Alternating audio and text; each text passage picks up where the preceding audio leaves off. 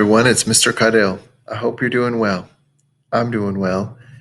It's my great hope that when you're watching this, it's late in the year, maybe April, maybe May, and that there's a clear vision going forward, not only for our community and our world with respect to this pandemic, but with respect to everything, social justice, healthcare, a climate plan, all that stuff. I'm recording this in December, and these are pretty dark days. I don't know.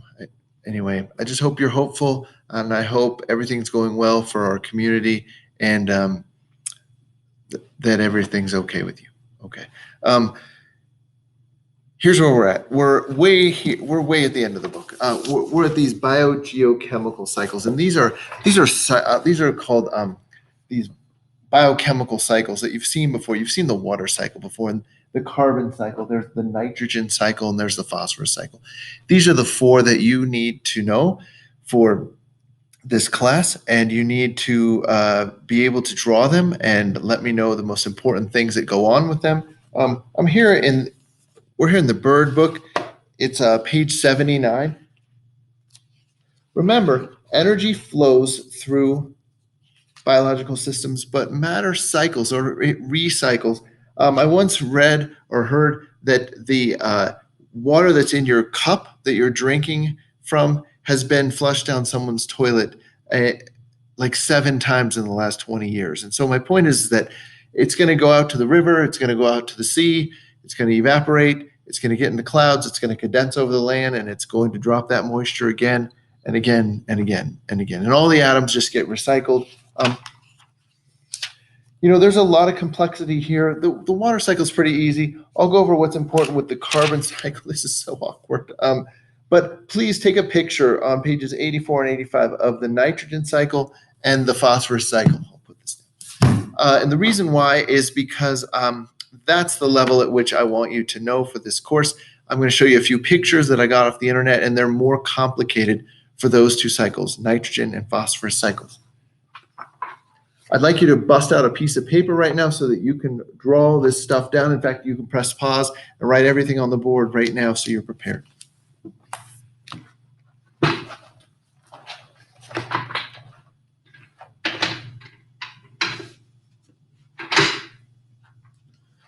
Well, we're continuing on with these state standards that the Colorado Department of Education wanted us to fulfill. Here's the next one. You're supposed to be able to explain how ecosystems follow the laws of conservation of matter and energy. Now, you would expect a group such as the Colorado Department of Education Task Force for Creation of Standards for High School Education could get this right. This is one of the top 20 themes in all of biology. It's State Standard 2.1D. What's wrong with this? There is no conservation of energy. I've told you this before. You need a constant supply of new energy, in fact, from the sun at all times to power this biological superstructure. I'm going up because I'm thinking up here of this trophic level diagram from photosynthesis to the herbivores to the primary consumers and so on. And once that sunlight shuts down, the whole thing collapses. There is no conservation of energy. There's conservation of matter, and that's what I'm always suggesting, is that matter is recycling, or it's being conserved and used again. Yay, this is the state standard. So here's the next state standard. You need to be able to describe how these cycles work, the carbon, the nitrogen, the phosphorus, and water cycles. This is state standard 2.1C. If you can do this, you'll do great on the test. Let's focus first on the carbon cycle. Please write down what you know about the carbon cycle on your piece of paper. What do you think the carbon cycle is? Here's the great news. It's super easy. We've been talking about the carbon cycle for a long time, and it encompasses cellular respiration and photosynthesis, which are huge cellular themes in this class. The idea is this, that we have carbon that exists in a carbon dioxide molecule in the atmosphere, which there's a lot of CO2 in the atmosphere. It's then taken in, I guess I'll just draw like maybe a flower here. That's my rudimentary flower. The point is that through photosynthesis, this carbon that once existed in a carbon dioxide molecule is going to get incorporated into glucose. And then I'll draw a person over here. I guess I'll draw the word photo over here, and I'll put the acronym CR over here for cellular respiration. The idea then is that this molecule is going to be broken down in mitochondria of organisms which respire. They bring in oxygen, they combine it with this, and I'll draw an O2 molecule coming off a CO2. Well, that's not right. I'll draw an ATP molecule coming off this, signifying that we got the energy that was once stored in these bonds, and CO2 is a byproduct. I might as well go full circle here, and I'll draw an oxygen molecule going into the system. Make sure you know this. This is the carbon cycle. It's basically cellular respiration and photosynthesis and how they're related to one another. I've got 2 movies on this.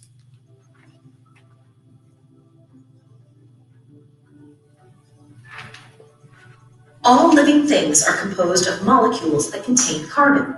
And since carbon is the framework for molecules such as proteins and fats, it is a huge part of our existence. Let's take a look at the process that continually recycles carbon. During photosynthesis, energy from the sun is used by plants like grasses and trees to convert atmospheric carbon dioxide gas into energy-rich carbon molecules. Organisms that feed on plants use these carbon molecules for growth and energy. When plants and animals use the carbon molecules formed during photosynthesis, energy and carbon dioxide are released and returned to the atmosphere. This is done in a process called respiration. Respiration is the reverse process of photosynthesis and releases carbon dioxide back into the atmosphere. Dead plants and animals decompose, returning carbon from within their bodies back to the ground. The long-term process of carbon molecules, which are buried in the earth, can form fossil fuels such as coal and oil. Carbon dioxide is added back into the atmosphere when fossil fuels are burned. Thus, the cycle continues.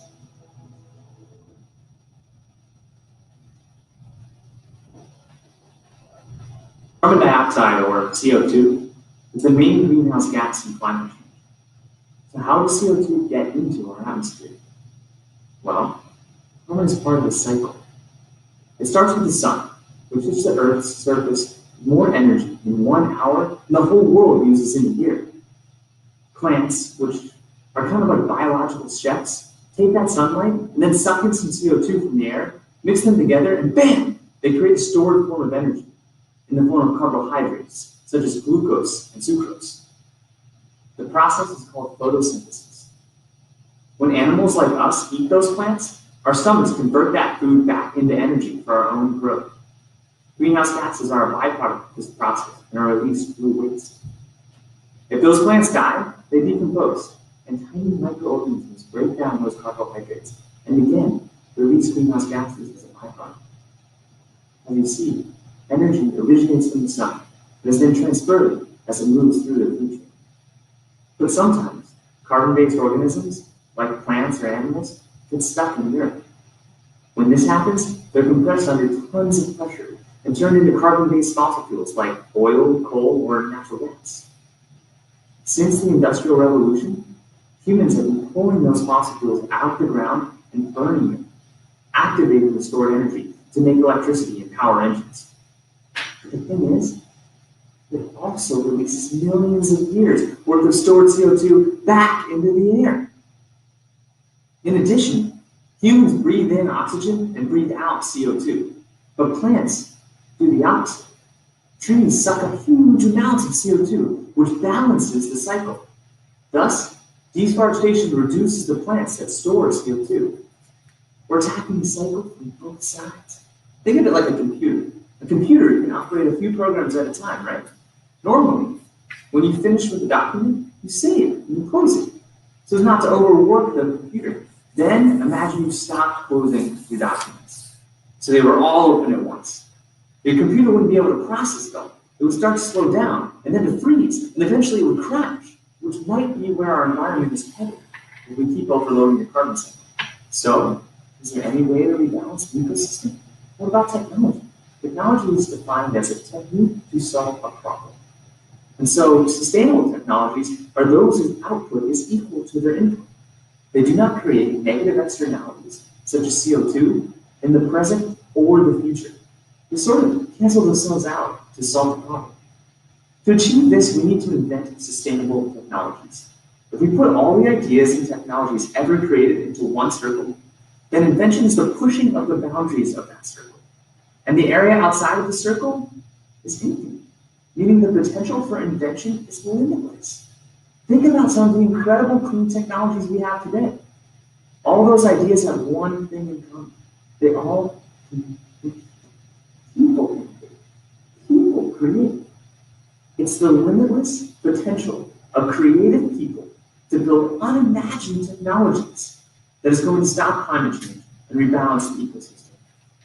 So it's impossible to lecture or to find stuff on the internet about the carbon cycle without coming across climate change. Really, that movie is right. All fossil fuels, natural gas, coal, oil, any of that stuff is it's just fossilized plant material, essentially. And the plant material is going to have glucose in it that was created through photosynthesis. In the presence of oxygen, see, we do the same thing in our mitochondria, which I think is crazy. We burn fuel in the presence of oxygen to release the energy. We're doing the same to power the pistons in our cars or heat our homes or whatever we're doing. The point is that water is released, energy is released, which powers the car or the house, heats the house. Here it is. CO2 is also released. And so that's going to cause this layer of CO2. We're going to get to that in the next unit. But the point is I find this fascinating, this picture. I just saw it today. This is indeed what is exactly happening. The highest global warming that's occurring compared to 20 or 30 years ago is actually happening at the top of our planet. And this was a prediction that someone had about 10 or 15 years ago. Well, I guess there is some good news, and I shouldn't trivialize this or make fun of this. But anyway, I sincerely hope that we get on top of this and that it continues to snow. And I'm just trying to make light of a bad situation. But I just don't want the world to look like this. So anyway, go ahead and stop, press pause. Make sure that you understand the carbon cycle. Well, the water cycle is super easy. You've been doing it since middle school. Here it is. I'd like you to copy this down on your piece of paper. All you have to do is remember a few terms: evaporation, condensation, and precipitation. And then erosion. Erosion plays a huge role in this for a lot of these cycles. Evaporation, condensation, precipitation. Make sure you have that down. Well, 3% of the dry weight of any organism, higher organism, is nitrogen. Nitrogen is really important. What do we use nitrogen for? Well, there are nitrogenous bases in DNA, right? Those A's and T's and C's and G's. Also, if you recall the structure of an amino acid, there's a carboxyl group, a central bound carbon bound to an R group plus a hydrogen, and then an amine group or an amino group that has a nitrogen on it. And I've tried to impress upon you, or maybe they did last fall, how important proteins are. 50% of your dry weight is protein, and proteins do everything in our bodies. Proteins are made up of amino acids, amino acid polypeptide chains, and those amino acids, every one of them has at least one nitrogen in it. So nitrogen's really important. You know, if you think about the air that surrounds us in this room, what is it composed of? And it's composed uniformly of the same stuff all across the planet. Here are the three major things that exist in the air. Less than 1% of air is made up of CO2. Anyone know what percent oxygen gas is? It's about 21%, which leaves nitrogen gas to be 78%. Of our atmosphere. That means with every breath you inhale, 3/4 of it is nitrogen gas, N2. Anyone know what the problem is? Well, the problem is that we can't, well, here it is. We inhale oxygen, we're able to use it. We eat stuff, we're able to use a lot of stuff, all these vitamins and minerals and atoms and get all these things. The problem is when we inhale that, we can't break it. And this is the reason why. Is because N2 is made up of 2 nitrogen atoms. And I'm pointing over at the periodic table. If you count across 1, 2, 3, 4, 5, 1, 2, 3, 4, 5, if you count across, they have 3 unpaired electrons, which means they want to gain 3 more valence electrons so that their outermost shell is full. And one convenient place that they can do that, and they easily bind to other nitrogen atoms. So I have an N with 3 dots next to it here. And I'm just going to draw a covalent bond between these. And you can see there that this is a triple bond between these 2 nitrogen atoms, which creates the gaseous molecule N2, nitrogen gas, which we inhale in. We can't break this, and so what do we do with it?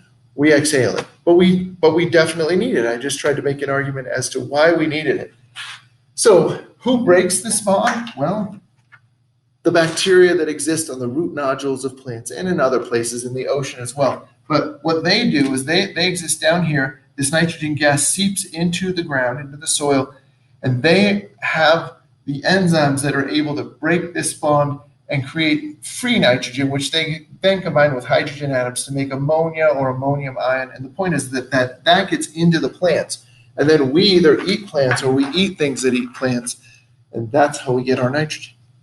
There's nothing quite so terrible as eating something that's sitting right in front of you but not being able to get it. Like say you're on a lifeboat in the ocean and you're super thirsty. And there's 300 million cubic miles of water sitting right in front of you, but you can't drink any of it. Or having to sit next to Megan Kale every day in math class, but no one is really dramatically out of your league. A lot of organisms on Earth find themselves in this situation pretty much constantly, except that the thing that's everywhere that they can't have isn't water or physical closeness, it's nutrients, specifically nitrogen and phosphorus. Of course, there are tons of elements that cycle around the Earth, hanging out in one place or form for a while before moving on to the next. And as you know, living things need a bunch of stuff. Animals, for instance, need oxygen and carbon and hydrogen. These elements basically cover the water cycle and the carbon cycle that I talked about last time, but we're also about 3% nitrogen and 1% phosphorus. Those numbers might not sound super significant, but even though we've just got teensy bits of stuff in our bodies, we need nitrogen to make like amino acids, which make proteins, which make our whole bodies up, and DNA and RNA too. DNA and RNA also require phosphorus, not to mention that phosphorus is the P in ATP and the phospho and phospholipid bilayer. So we might not need a ton of this stuff, but it is important. And it's hanging out everywhere. The air we breathe is mostly nitrogen, and the water and rocks all around us are jam-packed full of phosphorus. And like I said, they're rarely enough room is biologically available. And as per usual, the organisms that solve this problem are the plants. Anything else that needs these nutrients are just going to have to eat some plants, or eat something that eats the plants. But how do plants solve this problem? And why is it a problem in the first place? Well, give me a few minutes, I'll explain.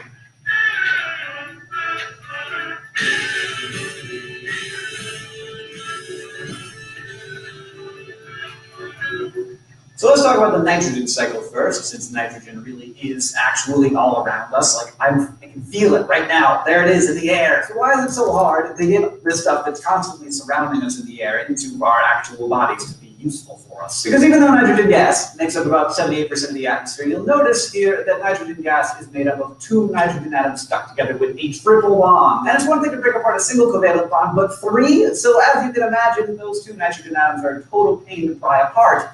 That molecule has to be split in order for a plant to get the pieces. In fact, plants can assimilate a bunch of different forms of nitrogen, nitrates, nitrites to a lesser extent, and even ammonium, which is what you get when you mix ammonia with water. But all that darn nitrogen gas in the atmosphere is beyond their powers of assimilation. So plants need help taking advantage of this ocean of nitrogen that we're all swimming in, which is why they need to have that nitrogen fixed so that they can use it. Even though plants aren't wily enough to wrangle those 2 nitrogen atoms apart, certain nitrogen-fixing bacteria are. These bacteria hang out in soil or water or even form symbiotic relationships with the root nodules of some plants, most of which are legumes. That's a pretty big family of plants: soybeans, clover, peanuts, kudzu, all legumes. So these bacteria just sit around converting atmospheric nitrogen into ammonia, which then becomes ammonium when it's mixed with water, which can be used by plants. They do this with a special enzyme called nitrogenase, which is the only biological enzyme that can break that crazy triple bond. Ammonia can also be made by decomposers, fungi, protists, other kinds of bacteria that munch on your proteins and DNA after you die, but they're not picky. They like poop and urine too. Then once this has happened, other bacteria known as nitrifying bacteria can take this ammonia and convert it into nitrates, 3 oxygen atoms attached to a single nitrogen atom. and nitrites, 2 oxygens attached to a nitrogen. And those are even easier than ammonium for plants to assimilate. So the take home here is if it wasn't for these bacteria, there'd be a whole lot less of biologically available nitrogen hanging around, and as a result, there'd be a lot fewer living things on. Okay, so there's a lot of detail that you can run into on the internet, like I suggested earlier, with respect to pictures or videos dealing with the nitrogen cycle. I just want you to know it at the level at which your book teaches it. So I would say study it there. Again, here's a bunch of information. But let's go on to the phosphorus cycle. Now, when do we ever use, did you know that it's nitrogen when you open up a bag of chips? Let's talk about the phosphorus cycle. Well, okay, we're made up of 1% phosphorus. That's the atom that exists in phospholipid bilayers. The repeating sugar phosphate in the backbone of DNA and RNA, and it's part of the phosphate groups in ATP. So phosphorus is important. Go ahead and commit all these to memory. Make sure that you look at the picture in the book and read the text in the book. I will have a movie from this guy, the Crash Course guy, in just a moment. But first, I'd like to show you a cartoon. Shall I read it for you? Phosphorus family, let's go on a trip to the beach. Look, it's the Grand Canyon. Wait, Phil, stay in the car. No, Mom, you can't keep me from where I belong with the rocks. Philip Phosphorus, get your sediments back in this car. 20 million years later, I'm so tired, I feel like breaking myself down. I miss my home. Phosphorus is crazy. It stays in the environment for a super long period of time. And you remember how I mentioned erosion earlier from water kind of eroding away rocks into rivers? That's where a lot of the phosphorus is locked up in these cliff faces and underneath us, 20 feet underneath us. But if a river, I guess if the Eagle River floods a million years from now repeatedly, it's going to erode Miller Ranch away. And all the phosphorus that's in these stones 20 feet under this school will be eroded, go down to the Colorado River, out to the ocean. And then organisms in the water cycle organisms in aquatic environments will pick up that phosphorus and then utilize it into their bodies for these things. Then it'll eventually make its way back on land. Like maybe an eagle will catch a fish out of the ocean and bring it up on land. The thing will then be eaten. The eagle will poop out the phosphorus. A new plant will be created on land, and maybe the seeds will blow inland. I have no idea. But it's crazy to think about these atoms and where they are, and I don't know, I guess their life cycle as far as these atoms. Here's a movie. So, moving on to the phosphorus cycle. The interesting thing about phosphorus is that it's the only element that we're going to talk about that doesn't involve the atmosphere. Phosphorus wants nothing to do with your air. However, the lithosphere, fancy word for the Earth's crust, is amply supplied with phosphorus. Rocks contain inorganic phosphates, especially sedimentary rocks that originated in old ocean floors and lake beds where living things died and sank at the bottom, where their phosphorus-rich bodies piled up and made phosphorus-rich rocks over time. Unfortunately, there aren't a lot of rock-eating organisms on Earth, just a couple of bacteria, which are called lithotrophs, by the way. However, when these rocks are re-exposed and water erodes them, some of the phosphates are dissolved into the water. These dissolved phosphates are immediately available to and assimilated by plants, which are then eaten by animals. From here, the same thing goes for the decomposers as with the nitrogen cycle. When a leaf drops or something poops or dies, the decomposers break it down and release the phosphate back into the soil and water. And phosphates get about as much downtime in the soil as a $20 bill on the sidewalk. Decomposed phosphate is immediately reassimilated back into plants, and this little cycle just keeps going and going. Plants to the animal, to the decomposers, to the soil, and back into a plant. That is, until that atom of phosphorus makes its way into some kind of body of water. Because aquatic and marine ecosystems need phosphorus like crazy. Once a phosphorus atom makes its way into a deep lake or ocean, it cycles around among the organisms there, algae, plankton, fish, and this cycling can go on for a long time. And not as long as a phosphorus atom trapped in a rock, that can be millions of years, but by some estimates, a single phosphorus atom can be caught in a biological cycle for 100,000 years. Eventually, it's in something that dies and falls into a hole so deep that decomposers can't survive there. Then sedimentation builds up and turns into rock, which are eventually uplifted into mountains and exposed, and the phosphates weathered back out, and it's a cycle. Okay. Here's a picture of the phosphorus cycle, or someone's interpretation of it. They're Is an animal urinating? Yes, there's phosphorus in urine as well as nitrogen byproducts from the proteins that we've eaten, and that's one way that it can get into the soil. There's other ways too. Thanks, everyone. I hope that you're doing well, and stay positive, and please be amazed by these biogeochemical cycles. And the next time you're driving through Glenwood Canyon, you got a factoid coming from the back seat of the car. You can tell your parents.